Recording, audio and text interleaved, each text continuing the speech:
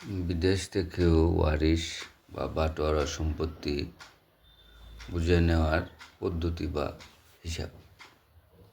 প্রবাসীদের জন্য এটা একটা জরুরি গাইড। তো আপনি কি প্রবাসে আছেন আর দেশে থাকা আপনার পৈতৃক বা ওয়ারিশ সম্পত্তি নিয়ে কি টেনশন করছেন? হয়তো ভাবছেন বিদেশে বসে কি বাটোয়ারা আর জমি বুঝে নেওয়া সম্ভব।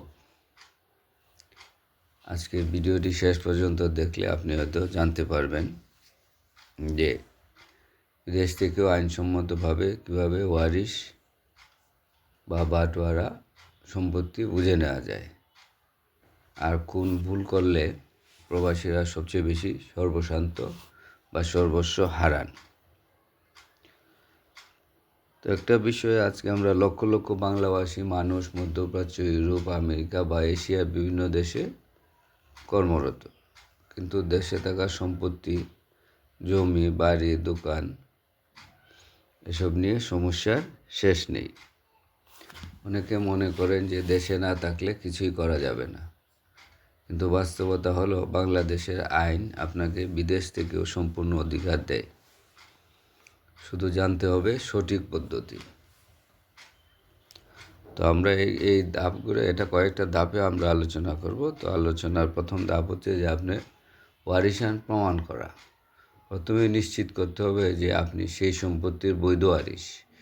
এর জন্য যেগুলো প্রয়োজন তা হলো মৃত ব্যক্তির মৃত্যু সনদ, ইউনিয়ন পরিষদ বা পৌরসভা থেকে ওয়ারিশান সনদ, আপনার জাতীয় পরিচয়পত্র বা পাসপোর্ট, প্রয়োজনে জন্ম সনদ বা নিকাহনামা।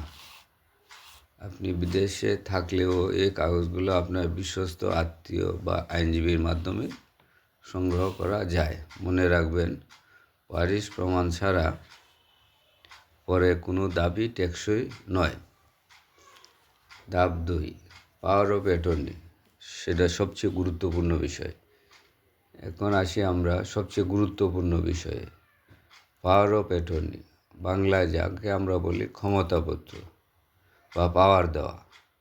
বিদেশে থাকলে আপনাকে অবশ্যই একজন বিশ্বস্ত মানুষকে স্পেশাল পাওয়ার অফ অ্যাটর্নি দিতে হবে। কিভাবে করবেন? আপনি যে দেশে আছেন সেখানে অবস্থিত বাংলাদেশি দূতাবাস বা হাই কমিশনে যাবেন, সেখানে গিয়ে পাওয়ার অফ অ্যাটর্নি সম্পাদন করবেন। পাওয়ার অফ অ্যাটর্নিতে কিছু বিষয় আছে যেগুলো স্পষ্ট করে বলতে হবে। বাটোয়ারা মামলা দায়ের করার ক্ষমতা, আদালতে হাজির দেওয়ার ক্ষমতা, নামজারি, রেকর্ড সংশোধন, প্রয়োজনে দলিল সম্পাদন। সে বিষয়টা একটু জটিল।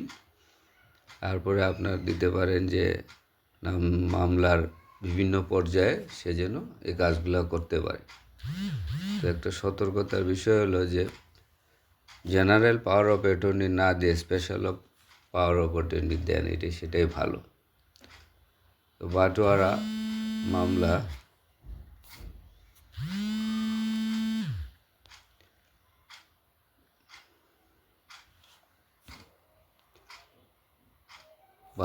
মামলা যদি ভাগ না হয়, তাহলে যেটা করতে হবে সেটা হইল যে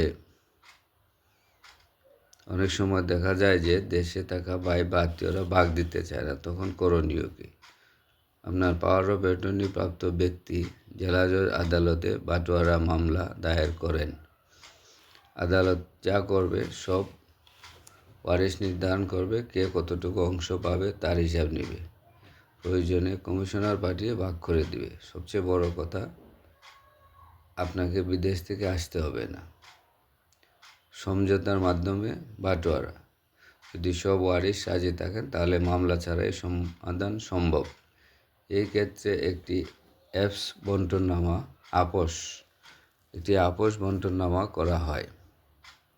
তো নোটারি বা রেজিস্ট্রারি অফিসে দলিল সম্পাদন করা যায়। তো এই জমির বিষয়ে নোটারিটা গ্রহণযোগ্য নয়। প্রত্যেকেরই অংশ আলাদা করে নির্ধারণ করা হয়। এটি কম খরচ হয়, কম সময় এবং কম ঝামেলাপূর্ণ। প্রবাসীদের জন্য এটি সবচেয়ে ভালো পদ্ধতি, তবে আপোষে না হলে এই ধাপ করা সম্ভব নয়। পঞ্চম ধাপে হচ্ছে যে আপনার নামজারি ও দাখিলা। বাটোয়ারা শেষ হলে কাজ শেষ নয়, অবশ্যই আপনাকে ভূমি অফিসে নামজারি করতে হবে, আলাদা খতিয়ান বা দাখিলা দিতে হবে। নামজারি ছাড়া ভবিষ্যতে বিক্রি ঝুঁকিপূর্ণ হতে পারে, আবার বিরোধ সৃষ্টি হতে পারে। প্রবাসীদের মধ্যে 5টা মারাত্মক ভুল দেখা যায়। সেটা হলো যে মুখের কথায় আত্মীয়কে বিশ্বাস করা, যদিও বিশ্বাস ছাড়া চলা অসম্ভব। জেনারেল পাওয়ার অফ অ্যাটর্নি দেওয়া, দলিল না দেখে সই করা, নামজারি ছাড়াই টাকা নেওয়া, সব ক্ষমতা একজনের হাতে দিয়ে নিশ্চিন্ত হওয়া। এই ভুলগুলো প্রবাসীদের সর্বস্ব হারানোর মূল কারণ।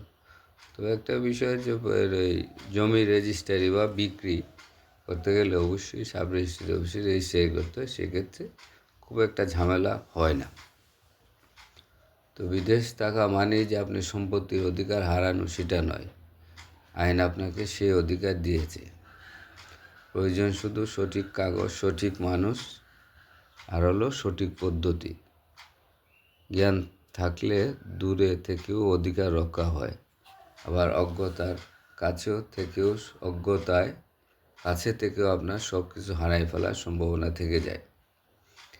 এই ভিডিওটি যদি আপনার উপকারে আসে, প্রবাসী ভাইদের সাথে শেয়ার করুন। আপনার প্রশ্ন কমেন্টে লিখুন। আইন ও সচেতনতা ভিডিও পেতে সাবস্ক্রাইব করুন।